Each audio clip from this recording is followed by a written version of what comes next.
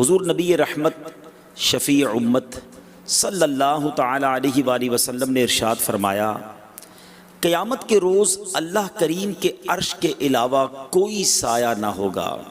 ہم تھوڑی دیر بھی آج کل دھوپ میں کھڑے نہیں رہ سکتے، تھوڑی دیر میں ہی پسینہ ہو جاتے ہیں، پیاس سے نڈھال ہو جاتے ہیں۔ سمجھنے کی کوشش کیجئے کہ قیامت کی گرمی کیسی ہوگی، اور اس دن صرف اللہ کے عرش کا سایہ ہوگا، کوئی اور سایہ نہ ہوگا۔ اس دن جس کو سایہ ملے گا وہ کتنا خوش نصیب ہوگا۔ ذرا تھوڑی دیر کے لیے سمجھیے کہ آج مجھے اور آپ کو کراچی میں جو گرمی پڑ رہی ہے اس میں دھوپ میں میدان میں بغیر کسی سائے کے کھڑا کر دیا جائے، کتنی دیر کھڑے رہ سکیں گے؟ 5 10 15 منٹ میں اپنا بھاؤ پتہ چل جاتا ہے انسان کو۔ قیامت کے دن 10 15 منٹ نہیں، قیامت کا دن 50,000 سال کا دن ہوگا۔ آج 40 42 ڈگری ٹیمپریچر بتایا جاتا ہے جس میں ہماری بس ہو جاتی ہے۔ اس دن سورج 1.25 میل پر ہوگا۔ آج پیروں میں چپل ہوتے ہیں، قیامت کے دن بندے برہنہ پا ہوں گے، ننگے پیر ہوں گے۔ کتنی گرمی ہوگی اس دن، کتنا خوش نصیب ہوگا وہ شخص جس کو اللہ کے عرش کا سایہ نصیب ہو جائے گا۔ نبی پاک فرماتے ہیں 3 شخص اللہ پاک کے عرش کے سائے تلے ہوں گے۔ 3 قسم کے لوگ، غور سے سنیے۔ اگر میرا اور آپ کا شمار ان 3 قسم کے لوگوں میں نہیں ہوتا تو آج سے اپنے آپ کو ایسا بنانے کی کوشش شروع کر دیجئے۔ نمبر 1، میرے آقا فرماتے ہیں جو شخص میرے امتی کی پریشانی دور کرے۔ سرکار علیہ الصلوۃ والسلام کے امتیوں کی پریشانی دور کرنے والوں تمہیں مبارک ہو۔ مسلمانوں کے لیے آسانیاں پیدا کرنے والوں تمہیں مبارک ہو کہ قیامت کے دن مسلمانوں کی پریشانیاں دور کرنے والا اللہ کے عرش کے سائے میں ہوگا۔ اب اس کے مقابل، اس کے اپوزٹ بندہ سمجھے کہ اللہ کے عرش کے سائے میں اسے جگہ دی جائے گی جو مسلمانوں کی پریشانیاں دور کرتا ہے، مگر جو مسلمانوں کے لیے پریشانیاں پیدا کرتا ہے، مسلمانوں کو تکلیف پہنچاتا ہے، نبی پاک کی امتیوں کے لیے ظلم کر کے ان کے لیے مشکل پیدا کرتا ہے، وہ سوچے اس کا کیا بنے گا قیامت کے دن۔ اگر زندگی ایسی نہیں ہے تو کرنا شروع کر دو کہ میرے ذریعے لوگوں کی مشکلیں آسان ہوں، پریشانیاں دور ہوں، دکھ دور ہوں لوگوں کے۔ نمبر 2، میرے آقا فرماتے ہیں میری سنت کو زندہ کرنے والا۔ سبحان اللہ، مبارک ہو دعوت اسلامی والوں کو۔ اللہ سلامت رکھے امیر اہل سنت کو اور اس مدنی ماحول کو کہ جہاں کتنی ایسی سنتیں ہیں جو پہلے لوگ عمل نہیں کرتے تھے، آج دعوت اسلامی کے مدنی ماحول کی برکت سے لاکھوں عمل کرنے والے بن گئے ہیں۔ اللہ مجھے اور آپ کو نبی پاک کی سنتوں پر عمل کرنے والا بنا دے، کیونکہ جو سنت کو زندہ کرنے والا ہے، میرے آقا فرماتے ہیں قیامت کے دن اللہ کے عرش کے سائے تلے اسے جگہ ملے گی۔ اور تیسرے نمبر پہ نبی پاک فرماتے ہیں مجھ پر کثرت سے درود شریف پڑھنے والا۔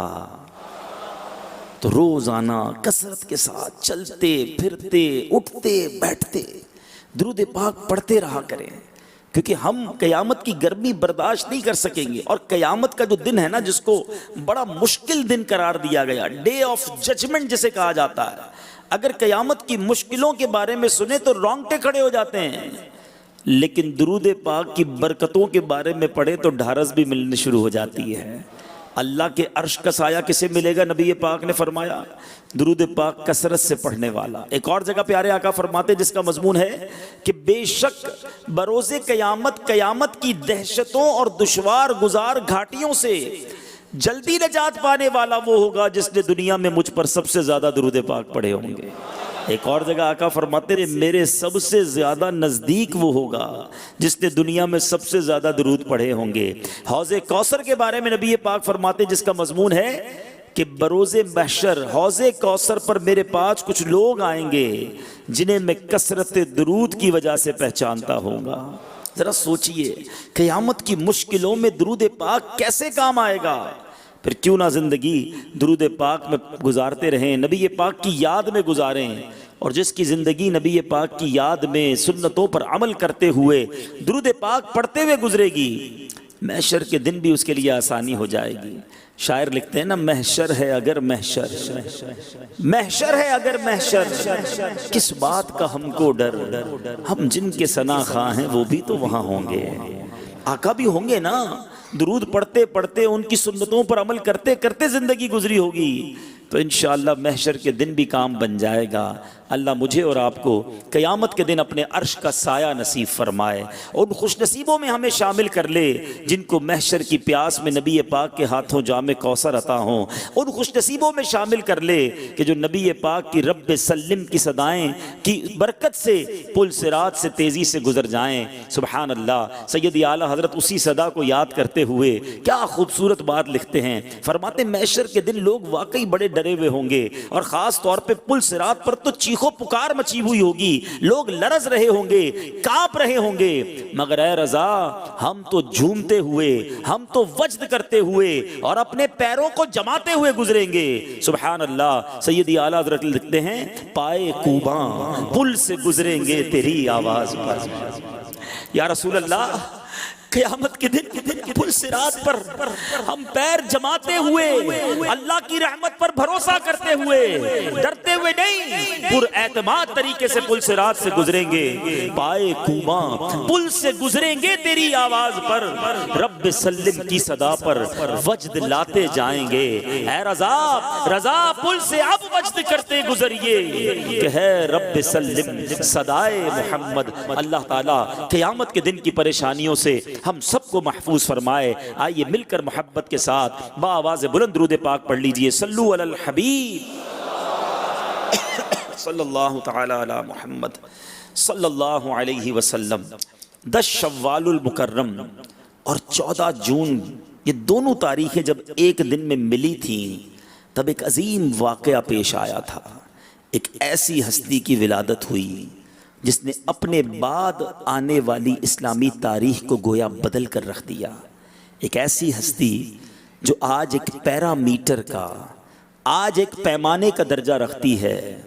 علماء فرماتے ہیں کہ وہ ایک ایسی ہستی ہے کہ جس کا نام اگر مسلمانوں کے سامنے لیا جائے اور چہرے پر مسکراہٹ آ جائے، چہرے پر تازگی آ جائے، انسان خوش ہو جائے، تو سمجھ جاؤ دل میں عشق رسول کی شمع بڑی زبردست طریقے سے جل رہی ہے۔ اور جن کا نام کسی کے سامنے لیا جائے اور وہ پریشان ہونا شروع ہو جائے، وہ گھبرانا شروع ہو جائے، وہ ٹینشن میں آ جائے، تو سمجھ لو دیر از سم تھنگ رانگ، کچھ نہ کچھ تو دال میں کالا ہے۔ وہ ہستی کون سی ہے، آج ان کی بات کرنی ہے۔ مگر ایک عظیم واقعہ ان کے بارے میں ملتا ہے کہ ایک بار وہ بزرگ فرماتے ہیں اپنے رفقا کے ساتھ، علامہ الحاج شاہ محمد ہدایت رسول اور دیگر علماء کرام ان کی بارگاہ میں حاضر تھے، اور دنیا میں مختلف مشینیں ایجاد ہوئی ہیں نا، آج تو بہت زیادہ ہو گئی، یہ 150 سال پرانی بات ہے۔ اس زمانے میں بھی بڑی نئی نئی مشینیں آئی تھیں، تو نئی نئی مشینریز کی ایجاد کے بارے میں بات ہو رہی تھی ان بزرگ ہستی کے سامنے۔ تو وہ کہتے ہیں کہ مجھے بارگاہ رسول سے ایک ایسی مشین عطا ہوئی ہے کہ جس میں کسی بھی علم کا سوال کسی بھی زبان میں ڈال دیجئے، چند منٹوں کے بعد صحیح جواب حاصل کر لیجئے۔ In any language, any knowledge, کسی بھی علم کے بارے میں کسی بھی زبان میں سوال ڈالیے اس مشین میں، اور تھوڑی دیر کے بعد صحیح جواب اس مشین سے حاصل کر لیجئے۔ تو اب مولانا ہدایت رسول صاحب جو تھے وہ کہتے ہیں حضور مجھے تو وہ مشین دکھا دیں۔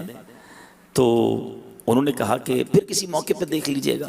وہ انہوں نے پیر پکڑ لی، کہا نہیں حضور میں نے وہ مشین دیکھنی ہے، ایسی کیسی مشین ہے کہ جس میں سوال ڈالو اور جواب مل جائے، دنیا کے کسی بھی علم کا کسی بھی زبان میں سوال، 150 سال پرانی بات ہے۔ آج کل تو بہت سارے لوگ کمپیوٹر پر گوگل سرچ کر کے فتوے لے رہے ہوتے ہیں، یہ نارمل گوگل سرچنگ کی بات نہیں ہو رہی، صحیح علم دین والا جواب، قرآن و حدیث کی روشنی میں جواب ملنا ہے اور پراپر ملنا ہے، ہر زبان کا جواب اسی زبان میں ملنا ہے۔ وہ بزرگ کہتے ہیں پھر کبھی دیکھ لیجئے گا۔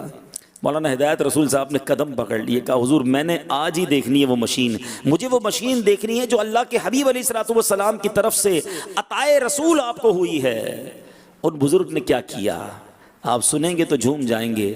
اپنے مبارک کرتے کے بٹن کھولے اور اپنا سینہ دکھایا اور کہتے ہیں اللہ کی عطا سے، اللہ کے حبیب کی عطا سے اس سینے میں وہ علم کا دریا موجود ہے۔ آپ کوئی بھی سوال کسی بھی زبان میں پوچھئے، الحمدللہ اس کا جواب تھوڑی دیر میں حاصل کر لیجئے۔ مولانا ہدایت رسول صاحب نے اس سینے کو چومنا شروع کر دیا اور کیا جملے فرمائے، کہتے ہیں صدقت یا وارث العلوم رسول اللہ و یا نائب رسول اللہ، اے رسول کریم کے علوم کے وارث اور ان کے نائب، آپ نے سچ کہا۔ میرے میٹھے اسلامی بھائیوں، امید ہے بہت سارے عاشقان رسول تو پہنچ گئے ہوں گے کہ آج کس ہستی کی بات ہونی ہے، آج اس کی بات ہونی ہے جس کو دنیا مجدد دین و ملت، پروانہ شمع رسالت، میرے آقا نعمت الامام الحافظ القاری المفتی علامہ مولانا شاہ احمد رضا خان علیہ رحمت الرحمن سیدی اعلیٰ حضرت کے نام سے جانتی ہے۔ اور کیا پیاری بات شعراء ان کی شان میں لکھتے ہیں، علم کا چشمہ ہوا ہے موج زن تحریر میں۔ امیر اہل سنت لکھتے ہیں، عاشق اعلیٰ حضرت کیا لکھتے ہیں، علم کا چشمہ ہوا ہے موج زن تحریر میں، جب قلم تو نے اٹھایا اے امام احمد رضا، تو نے باطل کو مٹا کر دین کو بخشی جلا، سنتوں کو پھر جلایا اے امام احمد رضا، اے امام اہل سنت نائب شاہ امم، کیجئے ہم پر بھی سایہ اے امام احمد رضا۔ سیدی اعلیٰ حضرت کی بات ہم کیسے کریں؟ آج علماء حیران ہیں، علماء کی عقلیں حیران ہیں۔ دیکھیں آج کے دور میں ایک بہت بڑی ڈگری کہی جاتی ہے کہ بندہ کسی علم پر پی ایچ ڈی کرتا ہے، ٹھیک ہے نا، سائنس پر پی ایچ ڈی لوگ کرتے ہیں، میتھمیٹکس پر پی ایچ ڈی کرتے ہیں، پھر سائنس کی بہت ساری برانچز ہیں، نالجز ہیں، بایولوجی پر، فزکس پر، کیمسٹری پر، مختلف چیزوں پر لوگ پی ایچ ڈی کرتے ہیں، پھر کسی ملک کی تاریخ پر پی ایچ ڈی کرتے ہیں۔ مگر سیدی اعلیٰ حضرت وہ علم کا سمندر ہیں کہ جن کی ذات پر لوگ پی ایچ ڈی کر رہے ہیں، صرف اعلیٰ حضرت کی کمپلیٹ ذات پر نہیں، اعلیٰ حضرت کے فتاوی پر الگ پی ایچ ڈی ہو رہی ہے، اعلیٰ حضرت کی شاعری پر الگ پی ایچ ڈی ہو رہی ہے، اعلیٰ حضرت کی ذات کے بہت سارے موضوعات ایسے ہیں جس پر لوگ پی ایچ ڈی کر رہے ہیں۔ اعلیٰ حضرت کی ذات میں آج بھی لوگ تحقیق کرتے ہیں تو نئے نئے موتی نکال کر لاتے ہیں کہ سبحان اللہ سیدی اعلیٰ حضرت کو کتنے علوم حاصل تھے۔ آج سے کچھ سالوں پہلے ہم سنتے تھے کہ اعلیٰ حضرت 55 علوم میں ماہر تھے۔ ذرا سمجھیے گا بات کو، آپ نے کسی ڈاکٹر کو انجینئر نہیں دیکھا ہوگا، ڈاکٹر ڈاکٹری میں ماہر ہوتا ہے، انجینئر نہیں بن پاتا کیونکہ اس کی زندگی ڈاکٹری سیکھنے میں لگ جاتی ہے۔ کسی سائنسدان کو آپ نے ڈاکٹر نہیں دیکھا ہوگا کیونکہ اس کی لائف سائنس میں گزرتی ہے۔ کوئی بہت بڑا آرکیٹیکٹ ہو، بلڈنگ بنانے کا ماہر ہو، بڑی اچھی بات ہے، مگر وہ آرکیٹیکٹ ہونے کے ساتھ ساتھ ڈاکٹر نہیں بن پاتا کیونکہ اس کی لائف زندگی اسی میں مہارت میں حاصل ہو جاتی ہے۔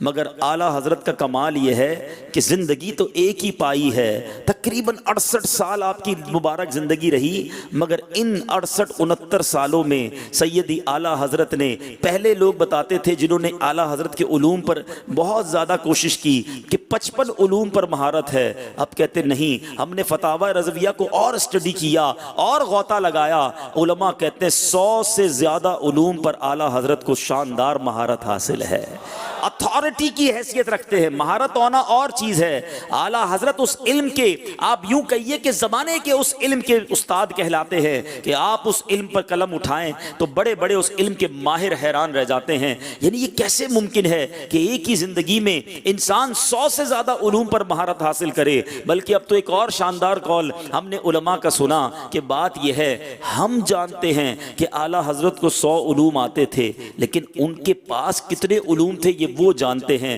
اور اللہ جانتا ہے، کیونکہ آپ سے سوالات 100 کے قریب علوم میں ہوئے۔ جس علم کے بارے میں سوال ہوا سیدی اعلیٰ حضرت نے اس علم پر جواب عطا فرما دیا۔ آپ سے جس زبان میں سوال ہوا آپ نے اس زبان میں جواب عطا فرمایا۔ اب ہم نے 100 سوال کیے، دنیا بھر کے مسلمانوں نے 100 علوم کے بارے میں پوچھا، آپ نے 100 کے قریب علوم کے جواب دیے۔ کیا معلوم کتنے علوم تھے، جتنا پوچھتے جاتے تھے آپ اتنا بتاتے جاتے تھے۔ علم کا دریا ہوا ہے موج زن تحریر میں جب قلم تو نے اٹھایا، اے امام احمد رضا، اللہ نے حافظہ کیسا دیا تھا، صلاحیت کیسی دی تھی۔ حضور محدث اعظم کچوچوی رحمت اللہ تعالی علیہ فرماتے ہیں کہ یہ روزانہ کا معاملہ تھا کہ جواب مکمل کرنے کے لیے، فتویٰ لکھنے کے لیے مفتیان کرام کو جزیات فقہ کی تلاش ہوتی ہے، یعنی فقہ کا وہ جزیہ چاہیے ہوتا ہے جس کے تحت فتویٰ لکھا جائے۔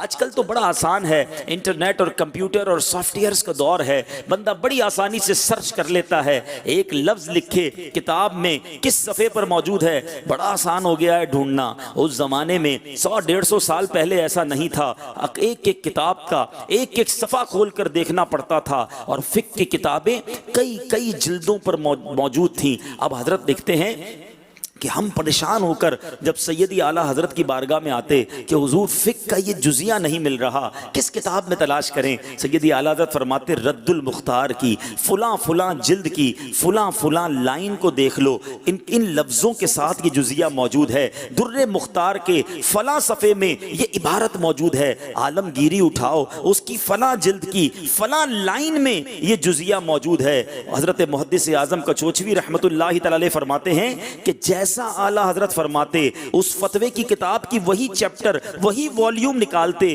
وہی صفحہ کھولتے، لائن گنتے تو اترویں لائن کے اندر ہی وہ مسئلہ موجود ہوتا تھا۔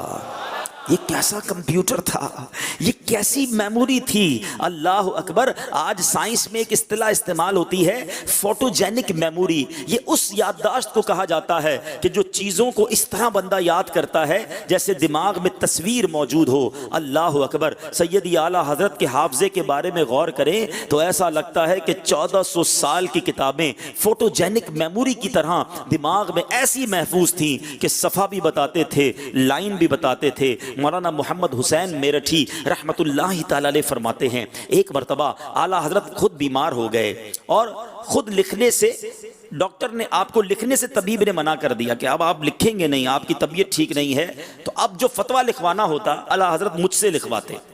مولانا محمد حسین میرٹھی کہتے ہیں کہ اب مجھ سے فتویٰ لکھاتے۔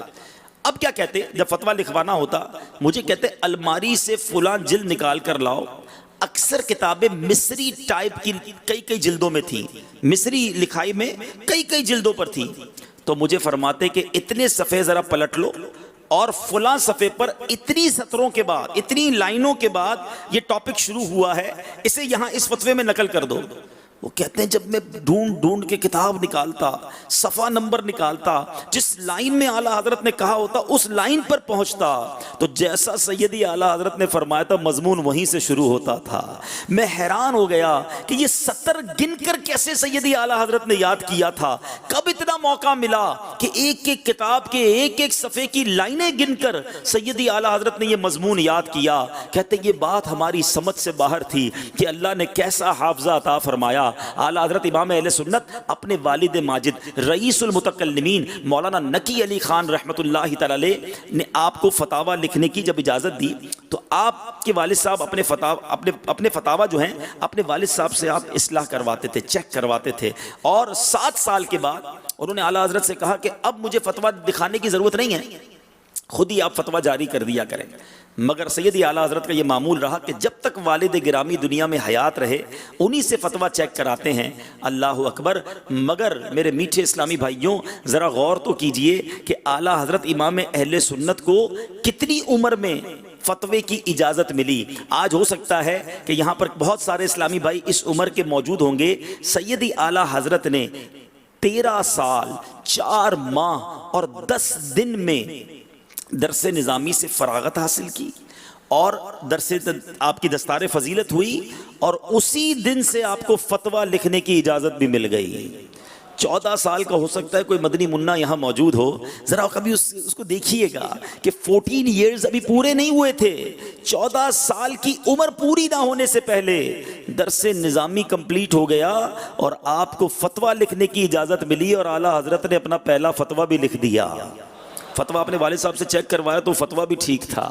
اللہ اکبر۔ اللہ تعالیٰ جب کسی کو بہت عروج دینا چاہتا ہے، کسی سے بہت بڑا کام لینا چاہتا ہے تو اسے چن لیتا ہے اور اسے ایسے ایسے علوم عطا فرماتا ہے۔ سیدی اعلیٰ حضرت اس کی زندہ مثال ہمارے سامنے موجود ہیں۔ سیدی اعلیٰ حضرت کی بہت ساری علمی خدمات ہیں۔ میں دو تین باتیں آپ کی علمی خدمات پر، آج ہمارا بیان جو ہے وہ سیدی اعلیٰ حضرت کی علمی پوزیشن، سچی بات تو یہ ہے کہ ہماری تو اوقات بھی نہیں، یہ بڑے بڑے مفتیان کرام اور علماء کا کام ہے کہ سیدی اعلیٰ حضرت کی کتابوں کی گہرائی، آپ کی ذہانت، آپ کی فقاہت، آپ کی علمی عروج پر بات کریں۔ ہم طالب علم کیا ان کی شان بیان کریں، مگر ہمارے اندر بھی شوق علم دین پیدا ہو۔ اس لیے اعلیٰ حضرت کی سیرت میں سے آپ کی چند علمی خدمات پر ہم بات کر رہے ہیں، اور بیان کے اگلے حصے میں سیدی اعلیٰ حضرت کا اتنا علم ہونے کے باوجود پھر بھی عمل کیسا تھا، تقویٰ کیسا تھا، پرہیزگاری کیسی تھی۔ نارملی ہم نے دیکھا ہے کہ جب بندہ بہت کتابوں میں، بڑے مطالعے میں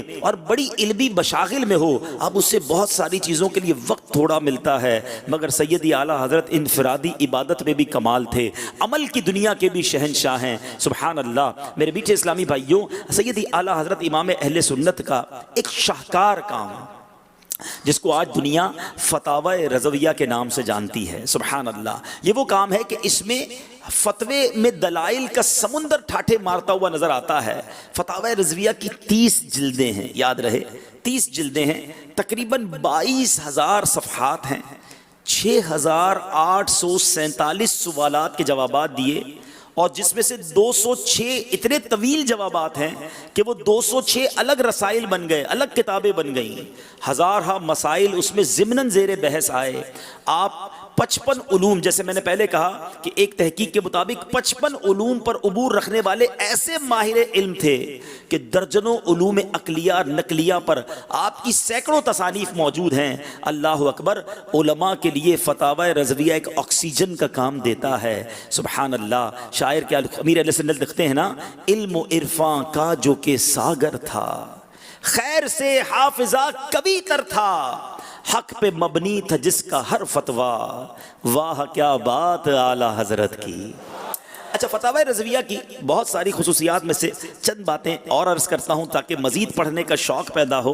اب تو ماشاءاللہ مکتبۃ المدینہ نے بڑے آسان انداز میں اسے چھاپ بھی دیا ہے، اس کا سافٹ ویئر بھی آ گیا ہے، یہ انٹرنیٹ پر بھی فری ڈاؤن لوڈ کیا جا سکتا ہے۔ کم از کم ہر گھر میں فتاوی رضویہ ہونا چاہیے، ہمارے مطالعے کے اندر کچھ نہ کچھ اس کی عبارتیں ضرور ہونی چاہیے، اور علماء تو آج بھی فتاوی رضویہ کو اپنے لیے کہتے ہیں کہ ہمارے فتاوی کا، ہم فتاوی لکھنے کے لیے محتاج ہیں فتاوی رضویہ کے لیے۔ فتاوی رضویہ میں نادر و نایاب حوالوں کا جگہ بہ جگہ ذکر کیا گیا۔ فتاوی رضویہ میں قرآن و حدیث کی روشنی میں سینکڑوں موضوعات پر ہزاروں مسائل کا حل فرمایا گیا۔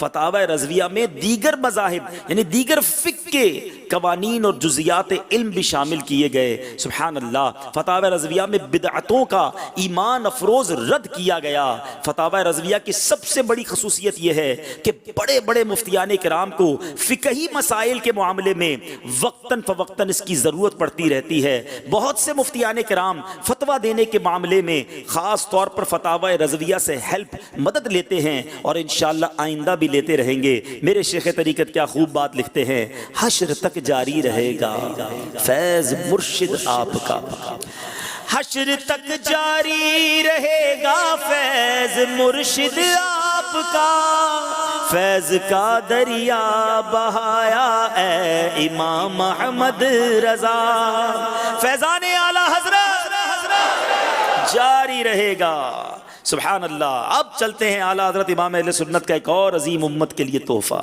اور یہ تحفہ ہمیں پتہ ہے کیسے ملا؟ مفتی امجد علی اعظمی صدر الشریعہ جنہوں نے باہر شریعت لکھی ہے نا، وہ سیدی اعلیٰ حضرت سے ریکویسٹ کرتے رہتے کہ حضور امت کو ایک اور تحفہ آپ سے ملنا چاہیے، اور وہ یہ ہے کہ آپ قرآن کا ترجمہ کرتے ہیں۔ بڑے ترجمے ہیں مارکیٹ میں قرآن کے، مگر عشق رسول سے لبریز صحیح طریقے سے قرآن کی جو روح ہے، ہمیں اردو زبان میں ایک ترجمہ آپ سے مل جائے۔ آپ فرماتے میری ساری لائف، ساری زندگی آپ کے سامنے، کہاں ٹائم ہے، اتنی ساری مصروفیات ہیں۔ اچھا، قرآن کا ترجمہ لکھنا یاد رہے کہ بڑے بڑے مفتیان کرام بھی نہیں لکھ پاتے، کیونکہ اس کے لیے بہت سارے علوم اور بہت ساری کتابوں کا عرق نکالنا ہوتا ہے۔ It's not easy job. سیدی اعلیٰ حضرت سے مفتی امجد علی اعظمی صاحب ریکویسٹ کرتے رہتے حضور آپ تھوڑا وقت نکالیں، تو آپ نے کہا پھر ایسا کریں کہ جو میں دوپہر کو تھوڑی دیر آرام کرتا ہوں، جو قیلولے کا وقت ہوتا ہے یا جو میری رات آرام کرنے کا وقت ہے، آپ اسی وقت آ جائیں تو اس میں ہم کچھ نہ کچھ انشاءاللہ ترجمہ کرنا شروع کرتے ہیں۔ ذرا غور کیجئے، آرام کرنے کا وقت بندے کا جب ہوتا ہے جب بندہ تھک جاتا ہے، اب اسی آرام کے وقت میں سے کچھ وقت نکالا گیا اور صدر الشریعہ مفتی امجد علی اعظمی صاحب اعلیٰ حضرت کی بارگاہ میں جاتے۔ ذرا غور کیجئے گا، اگر جو علماء بیٹھے ہیں یا میرے اس بیان کو سنیں گے وہ جانتے ہیں کہ قرآن کا ترجمہ یہ کوئی عام بات نہیں ہے، اللہ کے کلام کا ترجمہ کرنا ہے۔ کتنے بڑے بڑے ترجموں اور تفاسیر کو دیکھ کر علماء ترجمہ کرتے ہیں، بڑی بڑی لائبریریاں ہونی چاہیے، بڑی بڑی کتابیں پڑھنی پڑتی ہیں، جب جا کر ایک آیت کا صحیح ترجمہ کرنے کی کوئی ہمت کر سکتا ہے۔ مگر مفتی امجد علی اعظمی صاحب کہتے ہیں میں اعلیٰ حضرت کے پاس جاتا، مفتی امجد علی اعظمی صاحب بھی حافظ قرآن تھے، اعلیٰ حضرت بھی حافظ قرآن تھے، وہ کہتے میں آیتوں کی تلاوت کرتا حفظ کے طور پر، یعنی بغیر کسی کتاب کی موجودگی میں زبانی میں قرآن پاک کی تلاوت کرتا، اعلیٰ حضرت مجھے اس کا ترجمہ لکھوانا شروع کر دیتے بغیر کسی لائبریری کے، بغیر کسی کتاب کی موجودگی میں۔ مفتی امجد علی اعظمی صاحب کہتے ہیں میں قرآن کی تلاوت کرتا، اعلیٰ حضرت ان چند آیتوں کا مجھے ترجمہ لکھاتے، کہتے رات گھر جاتا، اب ترجمہ سامنے رکھتا، تفسیر جلالین کھولتا، بڑی بڑی قرآن کی تفسیروں کو دیکھتا اور سیدی اعلیٰ حضرت کے ترجمے کو دیکھتا، مجھے ایسا لگتا کہ ساری تفسیریں اعلیٰ حضرت کے ذہن میں موجود تھیں اور ان تمام تفسیروں کا اردو زبان میں عطر نکال کر سیدی اعلیٰ حضرت نے کنز الایمان میں عطا فرما دیا ہے۔ اور یہ بات ثابت ہوئی بعد میں کہ جب یہ ترجمہ کنز الایمان مارکیٹ میں آیا، آج 100 سال سے زیادہ وقت ہو چکا ہے، علماء دین سے پوچھئے، پاک و ہند کے بڑے بڑے علماء سے پوچھئے کہ روئے زمین پر اردو زبان میں جو سب سے اہم اور سب سے خوبصورت ترجمہ قرآن ہے وہ ترجمہ قرآن کنز الایمان ہے۔ سیدی اعلیٰ حضرت نے وہ عظیم تحفہ اس امت کو عطا فرمایا، اور سبحان اللہ عاشق اعلیٰ حضرت میرے شیخ طریقت امیر اہل سنت نے کنز الایمان کا جو ڈنکا بجایا ہے، ارے کنز الایمان گھر گھر تو پہنچایا ہے۔ امیر اہل سنت کو کنز الایمان سے محبت اتنی ہے کہ آپ سے جب کئی بار مسجدوں کے لیے نام پوچھا گیا تو امیر اہل سنت فرماتے مسجد کا نام بھی کنز الایمان رکھ دو، یعنی ہمارے باب المدینہ کراچی میں کنز الایمان کے نام سے مسجدیں موجود ہیں۔ دنیا میں سیدی اعلیٰ حضرت نے ترجمہ قرآن کنز الایمان ضرور لکھا، امت کو ایک عظیم و شان تحفہ ضرور دیا، مگر آج رہتی دنیا میں اگر لاکھوں عاشقان رسول کے گھروں میں کنز الایمان موجود ہے تو اس کا صحرا عاشق اعلیٰ حضرت امیر اہل سنت کے سر ہے، جو اپنے ہر بیان میں، ہر مدنی مذاکرے میں جب سے ہم نے ہوش سنبھالا ہے اعلیٰ حضرت کے ترجمہ قرآن کنز الایمان کا ڈنکا بجاتے ہیں اور فرماتے ہیں یہ عاشق رسول کے قلم سے لکھا گیا قرآن پاک کا بہترین ترجمہ ہے، ہر عاشق رسول کے گھر میں ترجمہ قرآن کنز الایمان ہونا چاہیے۔ آئیے چند جھلکیاں کنز الایمان میں ایسا کیا ہے، ایسی کیا خوبصورت بات ہے کہ اس سے بہتر اردو ترجمہ ہمیں نہیں ملتا۔ سبحان اللہ۔ اب ذرا غور سے سنتے جائیے، اعلیٰ حضرت رحمت اللہ تعالی علیہ پاک و ہند کے وہ عظیم ترین مترجم، ترجمہ کرنے والے ٹرانسلیٹر ہیں جنہوں نے قرآن کریم کا ایک ایسا ترجمہ پیش کیا ہے جس میں روح قرآن کی حقیقی جھلک موجود ہے۔ حیرت و تعجب کی بات تو یہ ہے کہ لفظی ترجمہ ہونے کے باوجود با محاورہ بھی ہے، اور یہ آپ کے ترجمے کی بہت بڑی خوبی ہے۔ آپ نے ترجمہ کرتے وقت اس بات کا خیال رکھا ہے کہ ترجمہ لغت کے مطابق ہو اور الفاظ کے مختلف معانی میں سے ایسا معنی منتخب کیا جائے کہ جو پہلے اور بعد والی آیت کے تعلق کو باقی رکھ سکے۔ اس ترجمے سے قرآنی حقائق، علم و معارف کے وہ چھپے ہوئے راز ظاہر ہوتے ہیں جو عام طور پر دوسرے ترجموں سے ظاہر نہیں ہوتے۔ سبحان اللہ، ایسا ادب والا، ایسا عشق والا، ایسا پیارا ترجمہ ہے کہ جناب آپ نے ہر مبارک مقام پر انبیاء کرام کے ادب و احترام، عزت و پاک دامنی کا بالخصوص لحاظ رکھا ہے۔ ترجمہ قرآن کنز الایمان جو ہے دنیا کا بہترین اردو ترجمہ قرآن ہے، جو کسی لائبریری میں بیٹھ کر یا کسی دوسرے ترجمے کو دیکھ کر یا تفاسیر و احادیث یا لغات کو پڑھ کر نہیں لکھا گیا بلکہ زبانی لکھوایا گیا ہے۔ جبھی تو شاعر کہتے ہیں نا، احمد رضا کا تازہ گلستان ہے آج بھی، احمد رضا کا تازہ گلستان ہے آج بھی، خورشید علم ان کا درخشاں ہے آج بھی، سب ان سے جلنے والوں کے گل ہو گئے چراغ، احمد رضا کی شمع فروزاں ہے آج بھی، خدمت قرآن پاک کی وہ لاجواب کی، خدمت قرآن پاک کی وہ لاجواب کی، راضی رضا سے صاحب قرآن ہے آج بھی، راضی رضا سے صاحب قرآن ہے آج بھی۔ تو آئیے میں بھی نیت کروں اور آپ بھی نیت کریں کہ انشاءاللہ قرآن پاک کے ترجمہ قرآن کنز الایمان کا مطالعہ ضرور کریں گے انشاءاللہ۔ امیر اہل سنت نے تو کیا کمال کیا کہ ساری دنیا کے دعوت اسلامی والوں اور والیوں کو مدنی انعامی عطا فرما دیا کہ روزانہ کم از کم 3 قرآن پاک کی آیتیں ترجمہ قرآن کنز الایمان اور اس کی تفسیر کا مطالعہ کریں تاکہ ہر عاشق رسول اعلیٰ حضرت سے خوب منسلک ہو جائے، بار بار تذکرہ اعلیٰ حضرت ہوتا رہے۔ سبحان اللہ، باتیں تو بہت ہیں، ایک بیان 2 بیان بلکہ سارے مہینے ہم اعلیٰ حضرت کی سیرت بیان کرتے رہیں تو اتنے گوشے ہیں کہ اس کا احاطہ نہیں ہو سکتا، مگر اب میں مختصر سبحان اللہ ذرا غور سے سنیں گے سیدی اعلیٰ حضرت کی زندگی کو، یعنی بچپن سے لے کر آپ کے دنیا سے پردہ فرمانے تک اگر چند منٹوں میں بیان کرنا ہو تو ایک شاندار جائزہ ماشاءاللہ ہمیں عطا کیا گیا المدینہ العلمیہ کی طرف سے، سنتے جائیے اور ایمان تازہ کرتے جائیے۔ اعلیٰ حضرت امام اہل سنت کی ولادت باسعادت 10 شوال المکرم ہفتے کے دن ہوئی۔ اعلیٰ حضرت ابھی 4 سال کے ہوئے تھے کہ آپ نے ناظرہ قرآن پاک ختم کر دیا اور اسی عمر میں آپ نے عربی زبان میں گفتگو بھی شروع فرما دی، 4 سال کی عمر میں۔ اب اعلیٰ حضرت 6 سال کی عمر میں پہنچتے ہیں، 6 سال کی عمر میں پہلا بیان فرمایا۔ سیدی اعلیٰ حضرت نے 7 سال کی عمر میں رمضان المبارک کے روزے رکھنا بھی شروع کر دیے۔ اعلیٰ حضرت نے 8 سال کی عمر میں وراثت کے مسئلے پر شاندار جواب لکھ ڈالا۔ اعلیٰ حضرت 8 سال کی عمر میں نحو کی مشہور کتاب ہدایت النحو آپ نے پڑھ لی اور اس کی عربی زبان میں شرح بھی آپ نے لکھ دی۔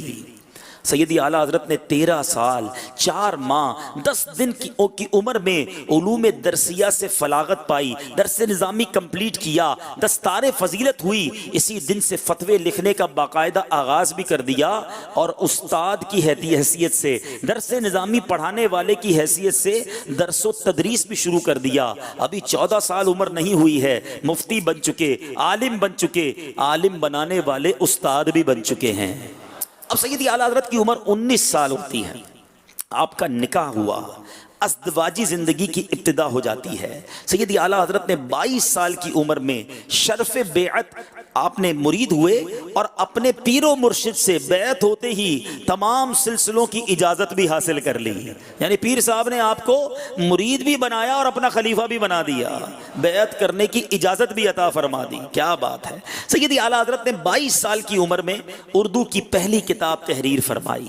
اعلیٰ حضرت کی عمر جب 23 سال ہوئی، سبحان اللہ، اب قسمت کا ستارہ چمکا اور سیدی اعلیٰ حضرت حرمین طیبین کے سفر کو روانہ ہو گئے۔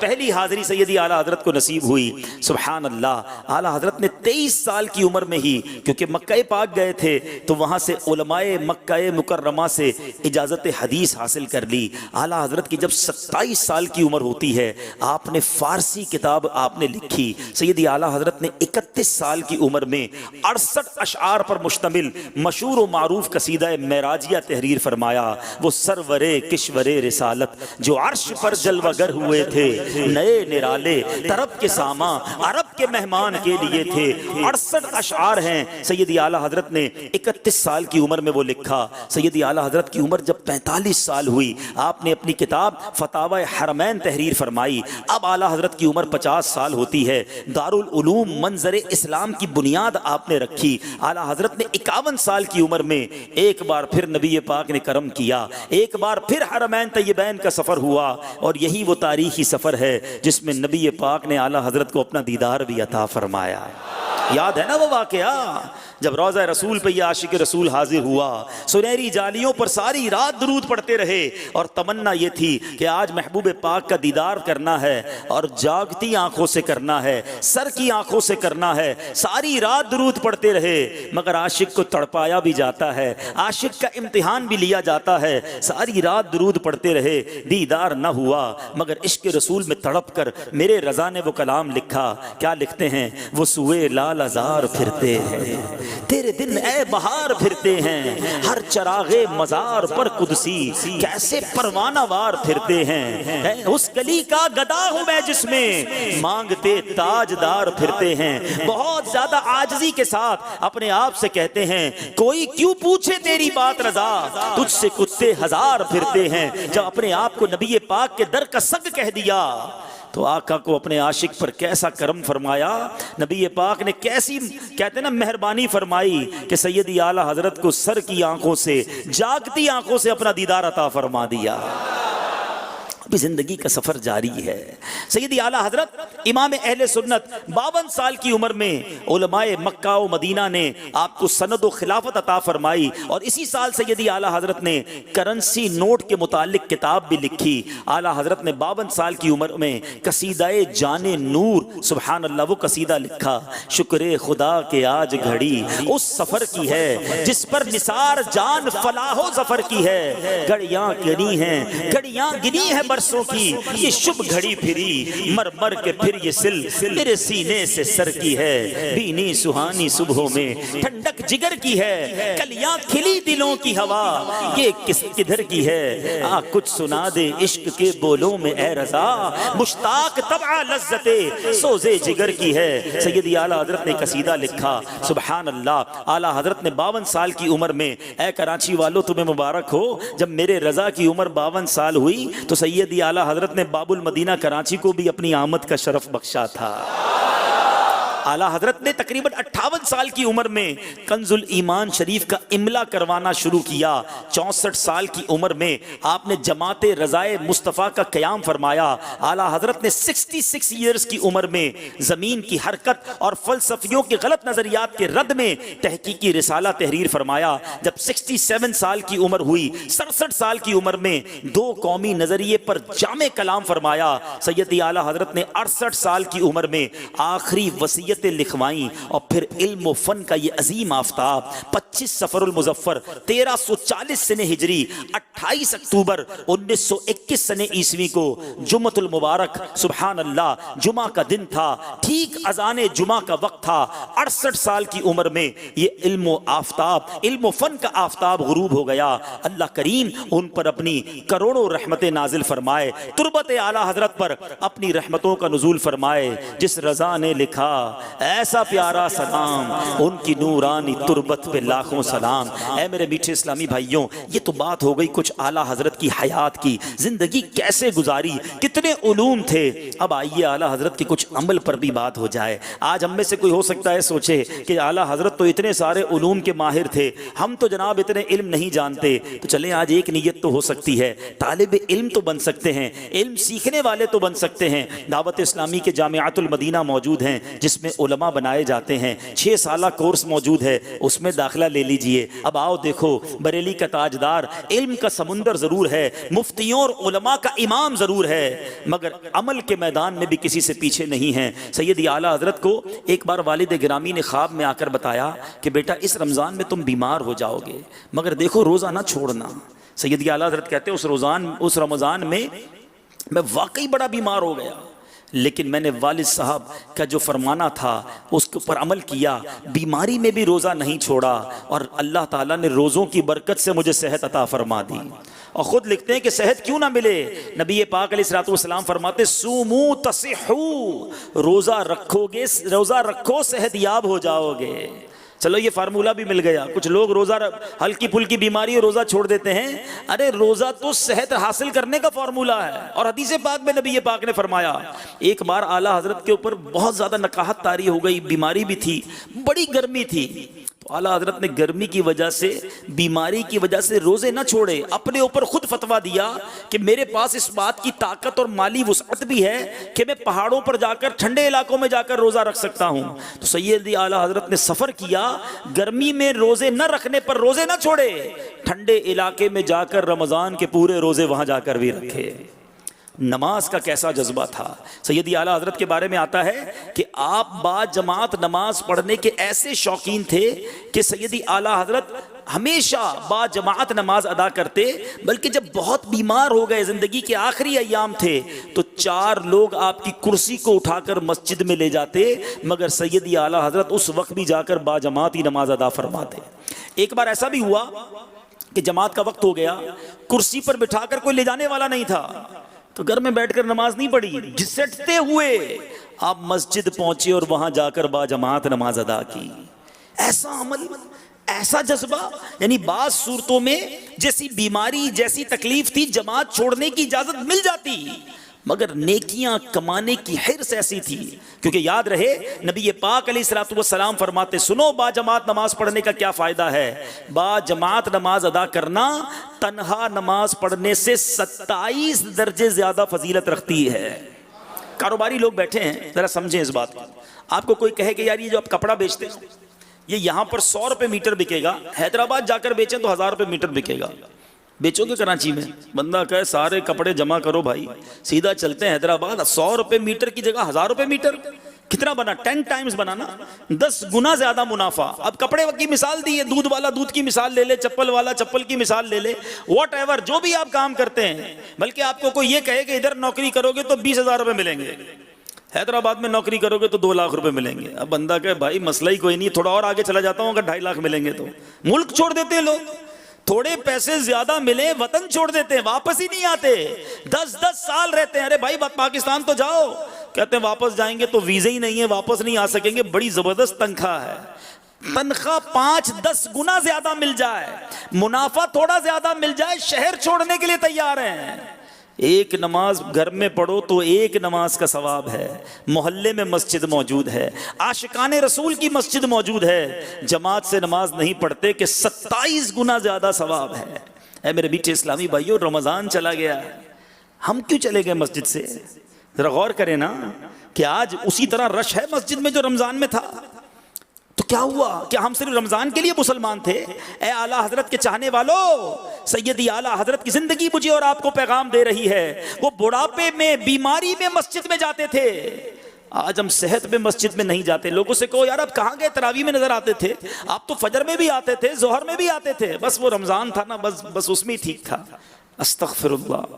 مسجدیں گویا یہ اعلان کر رہی ہیں کہ رمضان تو چلا گیا مگر مسلمان کہاں چلے گئے؟ کیا میں اور آپ صرف رمضان کے لیے مسلمان تھے؟ کیا مجھ پر اور آپ پر فقط رمضان میں ہی نمازیں فرض تھی؟ سوچئے نا۔ آؤ سیدی اعلیٰ حضرت کی سیرت آج آپ نے اور میں نے سنی ہے، ہم سب سیدی اعلیٰ حضرت سے بے پناہ محبت کرتے ہیں، اور اللہ اس محبت میں ہمیشہ ہمیں اضافہ عطا فرمائے۔ لیکن یہ کیسی محبت ہے کہ صرف نام سے محبت ہے، ان کے کام پر، ان کے نقش قدم پر نہیں چلنا؟ آؤ آج نیت کریں جتنے میرے بھائی یہاں موجود ہیں کہ انشاءاللہ ہمیشہ با جماعت نماز ادا کریں گے، بلکہ اللہ سے دعا کرتے ہیں کہ یا اللہ ہمیں مرتے وقت تک کبھی کسی کا محتاج نہ کیجیو، ہمیں اپنے بچوں کا بھی محتاج نہ کیجیو میرے مالک، ہم کھڑے ہو کر نمازیں ادا کرتے رہیں، کبھی بیٹھ کر، کبھی کرسی پر، ایسی نوبت ہی نہ آئے میرے مولا، ہمیشہ صحت کے ساتھ، عافیت کے ساتھ نیکیوں والی زندگی عطا کیجیو مالک، کہ زندگی کی آخری نماز بھی مسجد میں کھڑے ہو کر ادا کریں۔ یہ دعا کرتے رہا کرو، اور اپنے آپ کو عادی بناؤ مسجدوں کا، مسجدوں سے ناتا جڑنا چاہیے۔ آج مسجد میں جاتے لوگ بے قرار سے نظر آتے ہیں، سوچو نا مسجد میں جا کر بے قراری کیسی؟ اللہ کا گھر ہے، اور اللہ کا بندہ جب اللہ کے گھر پہنچ جائے تو سکون ہونا چاہیے۔ اللہ مجھے اور آپ کو مسجدوں میں قرار عطا فرمائے۔ اعلیٰ حضرت کی تصانیف پر بات ہوئی ہے، اعلیٰ حضرت کے اعمال پر بات ہوئی ہے، آپ کی زندگی کے گوشوں پر بات ہوئی ہے۔ سچی بات یہ ہے کہ اعلیٰ حضرت کے کسی بھی موضوع پر بات کر لیں، اگر عشق رسول پر بات نہ کریں تو بات ہی پوری نہیں ہوتی ہے۔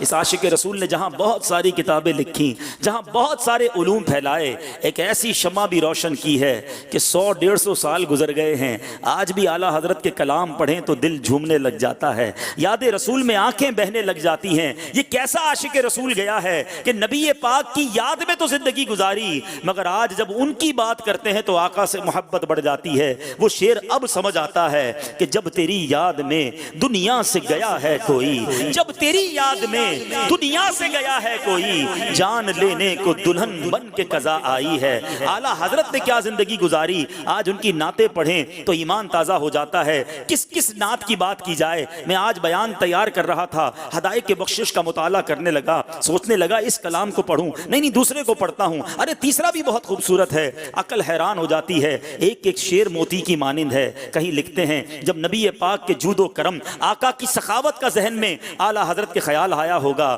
تو لکھتے ہیں واہ کیا جود و کرم ہے شہ بطحا تیرا، نہیں سنتا ہی نہیں مانگنے والا تیرا، دھارے چلتے ہیں عطا کے وہ ہے قطرہ تیرا، تارے کھلتے ہیں سخا کے وہ ہے ذرہ تیرا، فیض ہے یا شہ تسلیم نرالا تیرا، آپ پیاسوں کے تجسس میں ہے دریا تیرا، اغنیا پلتے ہیں در سے وہ ہے باڑا تیرا، اسفیا چلتے ہیں سر سے وہ ہے رستہ تیرا، آقا ہم فرش والے تیری شوکت کا علو کیا جانے، خسروا عرش پہ اڑتا ہے پھریرا تیرا، آقا ایک میں کیا میرے عصیاں کی حقیقت کتنی، مجھ سے 100 لاکھ کو کافی ہے اشارہ تیرا، تیرے صدقے مجھے ایک بوند بہت ہے تیری، جس دن اچھوں کو ملے جام چھلکتا تیرا، آسماں خان زمین خان زمانہ مہمان، صاحب خانہ لقب کس کا ہے تیرا تیرا، اور آخر میں التجا کیسی کرتے ہیں آقا تیری سرکار میں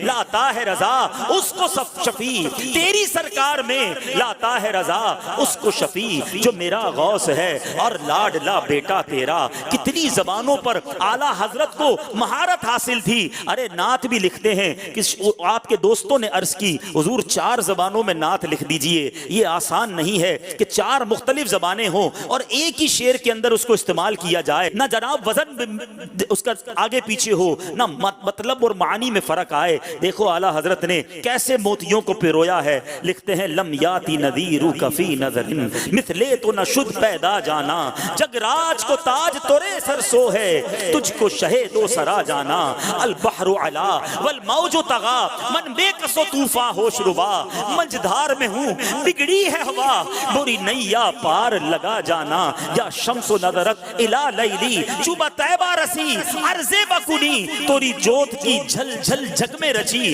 میری شب نے نہ دن ہو نہ جانا، لک بدر فی الوجہ الاجمل خط حال آئے ما زلف ابر اجل، تورے چندن چندر پرو کنڈل رحمت کی بھرن برسا جانا، انا فی عطشوں و سخا کا عتم اے گیسوئے پاک اے ابر کرم برسن ہارے رم جھم دو بوند ادھر بھی گرا جانا، بس خامے خام نوائے رضا، نہ یہ طرز میری نہ یہ رنگ میرا، ارشاد احبہ ناطق تھا نہ 4 اس راہ پر آ جانا۔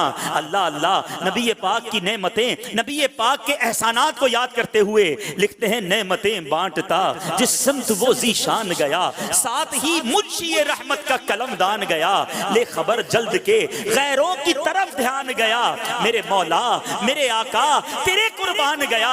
سنو سکھاتے ہیں اعلیٰ حضرت، فرماتے ہیں دل ہے وہ دل کیسا چاہیے، سنو دل ہے وہ دل جو تیری یاد سے معمور رہا، سر ہے وہ سر جو تیرے قدموں پہ قربان گیا، انہیں جانا انہیں مانا نہ رکھا غیر سے کام، للہ الحمد میں دنیا سے مسلمان گیا، نبی پاک کا دامن تھامنا ہے تو آج تھام لینا، میرے رضا کہتے ہیں آج لے ان کی پناہ، آج مدد مانگ ان سے، پھر نہ مانیں گے قیامت میں اگر مان گیا۔ دیکھو مدینے کا عشق کیسا تھا، میرے رضا کے جان دل سب کچھ مدینے میں تھے، کہتے ہیں جان و دل ہوش و خرد سب تو مدینے پہنچے، تم نہیں چلتے رضا سارا تو سامان گیا۔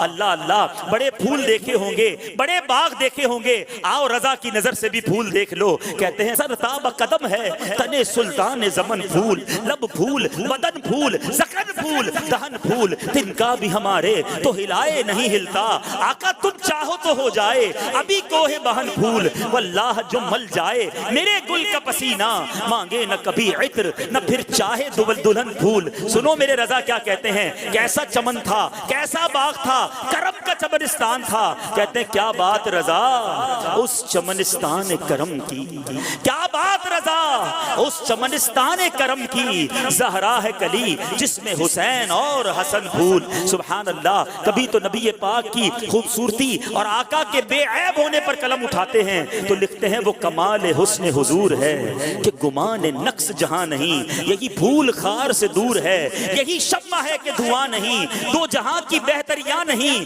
کہ امان یہ دل و جان نہیں۔ کہو کیا کہ وہ جو یہاں نہیں مگر ایک نہیں کہ وہ ہاں نہیں۔ فرماتے میں نثار تیرے کلام پر ملی یوں تو کس کو زبان نہیں، وہ سخن ہے جس میں سخن نہ ہو، وہ بیان ہے جس کا بیان نہیں۔ آقا تیرے آگے یوں ہے دبے لچے فصحاء عرب کے بڑے بڑے، کوئی جانے منہ میں زبان نہیں بلکہ جسم میں جان نہیں۔ سنو نبی پاک کے در کی اہمیت کیا ہے، اعلیٰ حضرت سکھاتے ہیں خدا خدا کا یہی ہے در، نہیں اور کوئی بفر مکر، جو وہاں سے ہو یہیں آ کے ہو، جو یہاں نہیں وہ وہاں نہیں۔ فرماتے ہیں سبحان اللہ، کروں مدح اہل دول رضا، پڑے اس بلا میں میری بلا، میں گدا ہوں اپنے کریم کا، میرا دین پار آئے نہ نہیں۔ سیدی اعلیٰ حضرت ایک اور جگہ سمجھاتے ہیں، اعلیٰ حضرت کہتے ہیں میں بتاتا ہوں زمین و زمان کس کے لیے بنے، یہ ساری کائنات بنی کس کے لیے ہے۔ فرماتے ہیں زمین و زمان تمہارے لیے،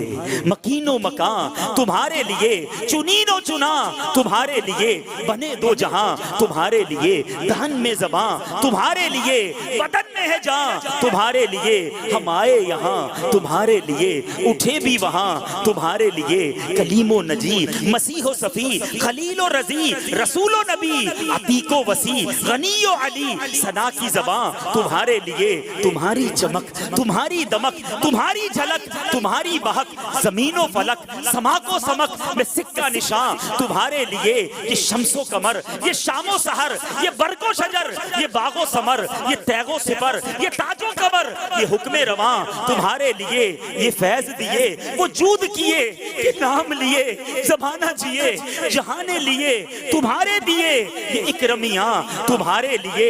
آخر میں لکھتے ہیں آقا یا رسول اللہ کرم وہ کیجئے گا کہ صبا وہ چلے، کہ باغ پھلے، کہ پھول کھلے، کہ دن ہو بھلے لوا کے تلے، ثنا میں کھلے رضا کی زبان تمہارے لیے۔ ایسا کام کر کے اعلیٰ حضرت گئے ہیں کہ آج عاشق اعلیٰ حضرت کہتے ہیں کہ رضا کی زبان تمہارے لیے، رضا کی ہے جان تمہارے لیے، آقا رضا ہے یہاں تمہارے لیے، رضا ہو وہاں تمہارے لیے۔ اللہ تعالیٰ تربت اعلیٰ حضرت پر کروڑوں رحمتوں کی بارش نازل فرمائے اور ہم سب کو اعلیٰ حضرت کے نقش قدم پر چلتے ہوئے نبی پاک سے سچا عشق عطا فرما دے۔ اعلیٰ حضرت کا ایک پیغام آخر میں دے کر اپنی بات ختم کروں گا۔ ساری زندگی بلکہ دنیا سے جانے کے بعد بھی اعلیٰ حضرت آج بھی ہمیں جھنجھوڑ رہے ہیں، سکھا رہے ہیں، بتا رہے ہیں۔ سنو میرے رضا کا یہ پیغام آج لے کر جانا۔ آپ فرماتے ہیں رضا جو نہ بھولا ہم غریبوں کو رضا، جو نہ بھولا ہم غریبوں کو رضا، یاد اس کی اپنی عادت کیجئے، آقا ہمیں نہیں بھولے۔ اے مسلمانوں کہیں تم تو نہیں بھول گئے، اے امتیوں کہیں اپنے آقا کو تم تو نہیں بھول گئے۔ اگر یاد رکھا ہے تو سنتیں کیسے چھٹ رہی ہیں، اگر یاد رکھا ہے تو نمازیں کیسے قضا ہو رہی ہیں۔ آقا تو فرماتے جعلت قرۃ عینی فی الصلاۃ، میری آنکھوں کی ٹھنڈک نماز میں رکھی گئی ہے۔ اگر آقا یاد ہے تو تمہاری نماز کیسے جا رہی ہے، نبی پاک یاد ہے تو سنتیں کیسے چھٹ رہی ہیں۔ آؤ آج کے پیغام لے کر جاؤ کہ انشاءاللہ ہم نبی پاک کو ہمیشہ یاد رکھیں گے، اپنے اعمال میں یاد رکھیں گے، اپنے کردار میں یاد رکھیں گے، اپنے لباس میں یاد رکھیں گے، اپنے چہرے میں یاد رکھیں گے، اپنی گفتگو میں یاد رکھیں گے، اپنے روزگار میں یاد رکھیں گے۔ کیسے حرام کماؤں جس کو نبی پاک یاد ہوں، وہ کیسے حرام چہرہ بنائے، کیسے غلط کا باتیں کرے جس کو پیارے آقا یاد ہوں۔ یہ پیغام لے کر جانا کہ جو نہ بھولا ہم غریبوں کو رضا، یاد اس کی اپنی عادت کیجئے۔ اور نبی پاک کی یاد اگر ہمیشہ دل میں جلائے رکھنا ہے تو دعوت اسلامی کا مدنی ماحول ہے، اس ماحول سے وابستہ رہیے، اجتماعات میں آتے رہیے، مدنی قافلوں میں سفر کیجئے، مدنی انعامات پر عمل کیجئے، مدنی چینل دیکھتے رہیے۔ انشاءاللہ یاد رسول دل میں ہمیشہ جاگزی رہے گی، اور یاد رہے گی تو اعمال بھی اچھے ہوتے چلے جائیں گے۔ اللہ تعالیٰ مجھے اور آپ کو اعلیٰ حضرت کے فیضان سے متمتع فرمائے۔